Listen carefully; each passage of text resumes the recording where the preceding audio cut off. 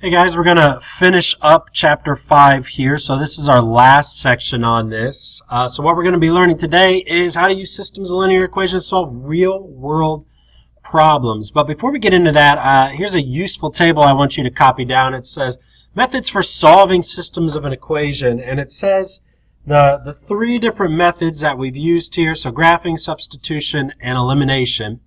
And then right here it tells you when to use this. So you would use graphing if you want a visual display or you want to make an estimate of saying something.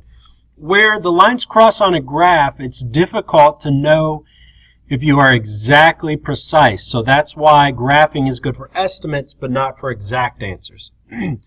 Substitutions when one equation is solved for one of the variables, or when it's easy to solve for one of the variables. In other words, it's already in a situation where it's y equals something. Or it is a equation where it's like 3x plus y, and there's no coefficient. So it'd be really easy to get that y by itself by just subtracting 3x. Elimination's your best bet when the coefficients of one variable are the same, or they're additive inverses, and that's where you add straight down and it eliminates one, or you subtract and it eliminates one. So this is a helpful chart for you to check out, so please use that. Alright, so you guys might get some nice gifts for Christmas, and you might really like the gifts that you get. You probably will, but you will never love anything as much as this girl loves her fish. That's just so cute and sweet.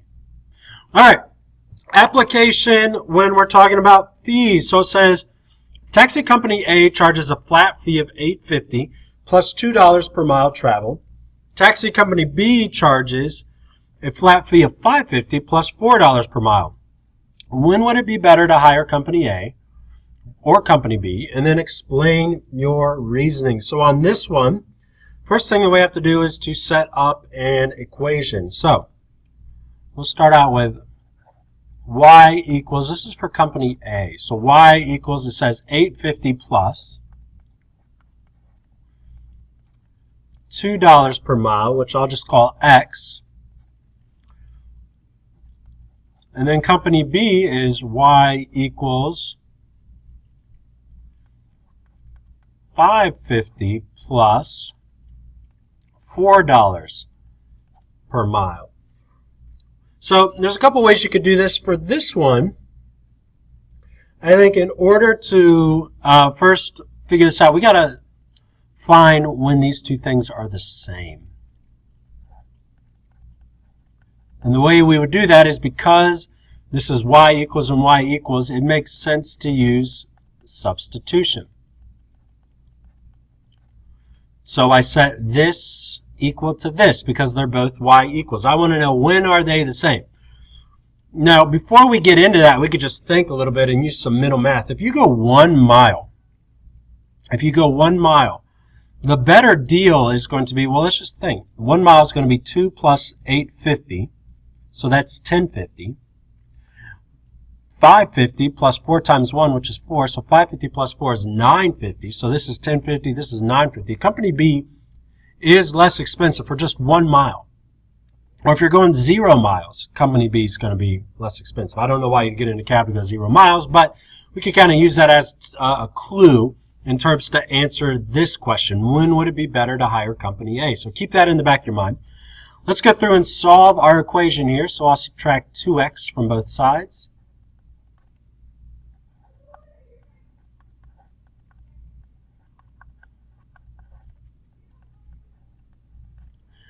And then, whoops, that should be a plus. My apologies. Subtract $5.50.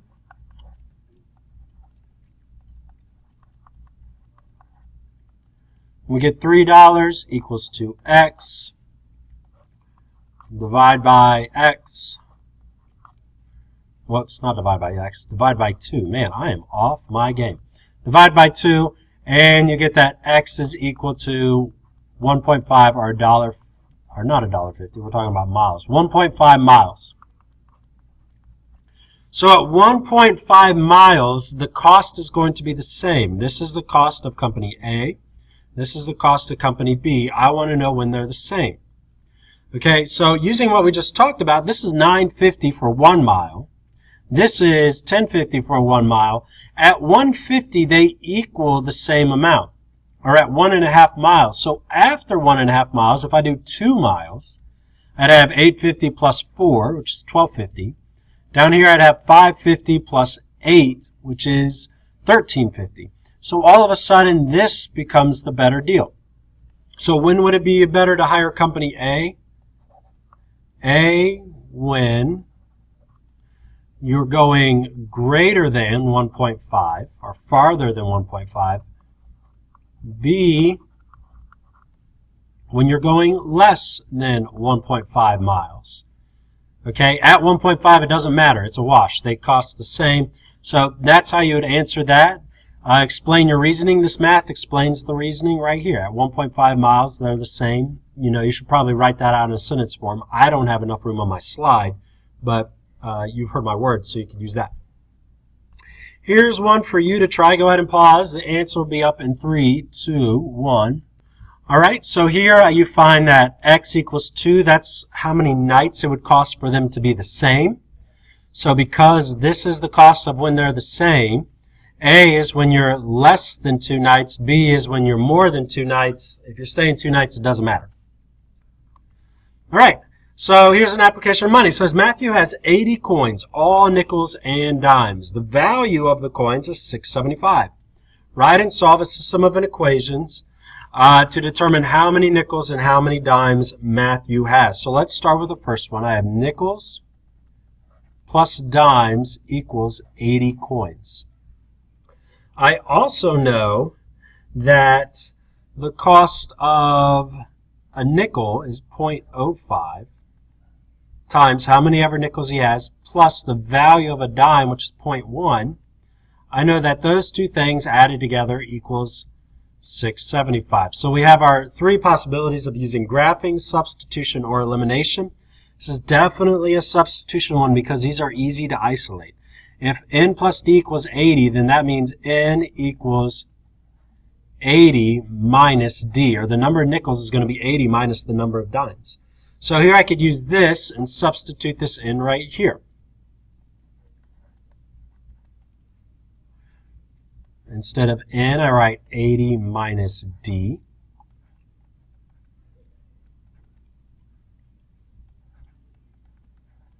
And then I solve this equation. So I distribute this right here. This times I has 4 minus 0.05d plus 1/10 d equals 6.75.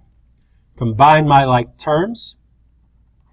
So 4 plus 0.05d equals 6.75. Subtract 4. I have to come over here.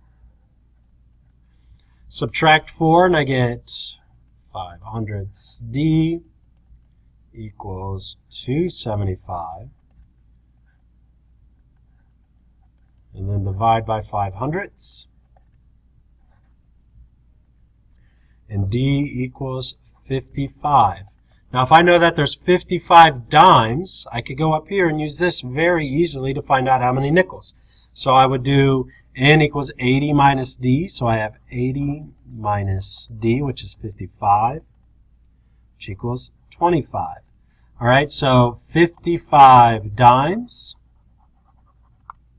and 25 nickels. And you can put these back into your original equations to see if this works, which it will. So there's my answer. That's how you'd use system of equation to solve that. There's one for you to try. Answer will be up in 3, 2, 1. All right, so here are the 2 equations set up. A plus B equals 35, and then 10 per item A, 25 for figurines B. The total is $5.75. Worked it out. She has 20 of them that are worth $10 and 15 that are worth $25. So try to follow that if you did not get that answer. Got one more problem. Look at it. It says Chanel and Chris went to the coffee shop to buy breakfast for their office. Chanel ordered 4 bagels and 3 muffins and paid $10.86. Chris ordered 4 bagels and 6 muffins and paid $14.16. What is the cost of 1 bagel? All right, so Chanel ordered 4 bagels plus 3 muffins, and she paid $10.86. Chris ordered 4 bagels plus 6 muffins, and he paid $14.16. So this is the cost of the bagels plus the cost of 3 muffins is how much Chanel paid. 4 bagels plus 6 muffins cost equals $14.16. This is clearly an elimination problem. All right, so here, if I add down, they don't eliminate, but if I subtract down, they will. So I'm going to subtract, subtract, subtract, and these are gone. I'm left with negative 3m equals, let's see, that is 1416 is negative 330. Then divide that by negative 3. And m equals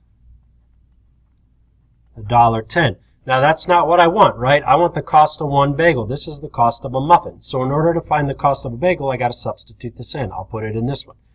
So 4b plus 3 times 1.1 equals 1086. So 4b plus 3.3 subtract 3.3. You get 4b equals 756 divided by 4. Whoops, I don't know what that came from. And you get b equals $1.89.